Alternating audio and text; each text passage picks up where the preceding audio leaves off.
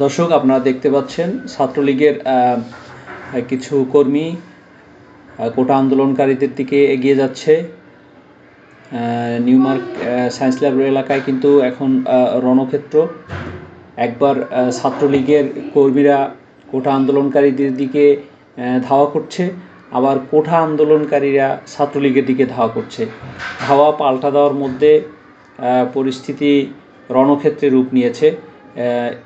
এখানে একটা কথা বলি যে এখানে কিন্তু অনেক সময় পথচারীদেরকেও আক্রমণ করা হচ্ছে। যেমন এই যে একজনকে আক্রমণ করা হয়েছে, এখানে আপনি দেখতে পাচ্ছেন যে তাকে রেস্কিউ করে নিয়ে যাচ্ছে। তার রক্তাক্ত, তার শরীর রক্তাক্ত, তার হাতে রক্ত লেগে আছে। হয়তো তাকে আঘাত করার সময় সে হাত থেকে প্রতিহত করার চেষ্টা করছিল। দর্শক, আপনারা দেখতে পাচ্ছেন যে তাকে এইমাত্র নিয়ে যাওয়া হলো। এবং এই যে আবার কিন্তু আন্দোলনকারীরা ছাত্রদিকের থেকে এগিয়ে আসতেছে, ইট পাটকেল ছুটছে। এখানে কিন্তু ছাত্রলীগের সদস্যরা খুবই কম। আন্দোলনকারী এগিয়ে আসছে। দর্শক, আপনারা দেখতে পাচ্ছেন যে আন্দোলনকারীরা ছাত্রলীগের দিকে এগিয়ে আসছে। একজন ছাত্রলীগের কর্মীকে দেখা যাচ্ছে হকি স্টিক হাতে, সে রাস্তার মাঝখানে দাঁড়িয়ে আছে, অন্যদেরকে ডাকছে। আরেকজনের হাতে দেখা যাচ্ছে রড।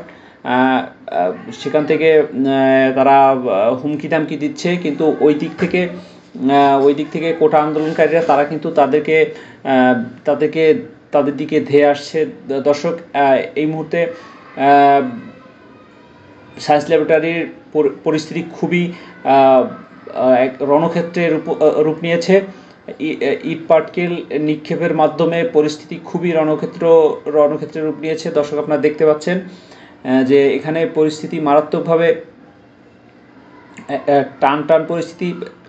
কোটা আন্দোলনকারী কিন্তু ছাত্রলীগের কর্মীদেরকে ধাওয়া করে একদম এই দিক থেকে চাপিয়ে নিয়ে আসছে। তারা কিন্তু অনেক অগ্রসর হয়ে এদিকে এগিয়ে আসছে। এখানে কিন্তু ছাত্রলীগ কোনোভাবেই তাদেরকে প্রতিহত করতে পারছে না। এদিকেও ছাত্রলীগের তেমন নেতাকর্মী দেখা যাচ্ছে না।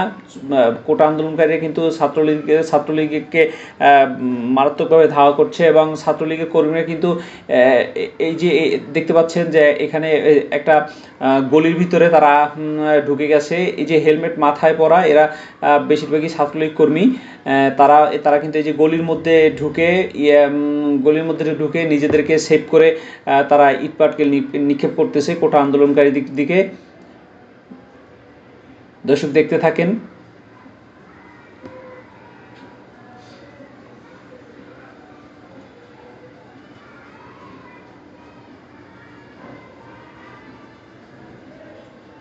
দর্শক, আমরা ছাত্রলীগের নেতাকর্মীদেরকে দেখছি, তারা কোটা আন্দোলনকারীদের দিকে ইট পাটকেল ছুটছে।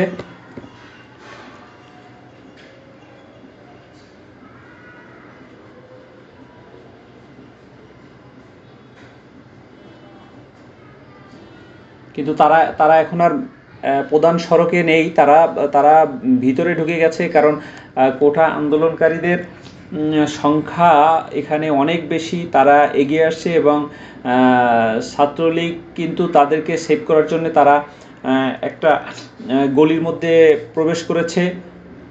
কোটা আন্দোলনকারীরা তারা এগিয়ে আসার কারণে ছাত্রলীগ কিন্তু মেইন রোডে নেই। মেইন রোড কিন্তু কোটা আন্দোলনকারীদের দখলে এই মুহূর্তে।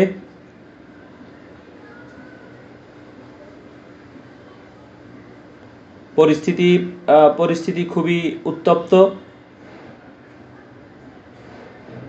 এক গ্রুপ আরেক গ্রুপকে ভয়ভীতি দেখাবার মধ্য থেকে পরিস্থিতি কিন্তু মারাত্মক উত্তপ্ত।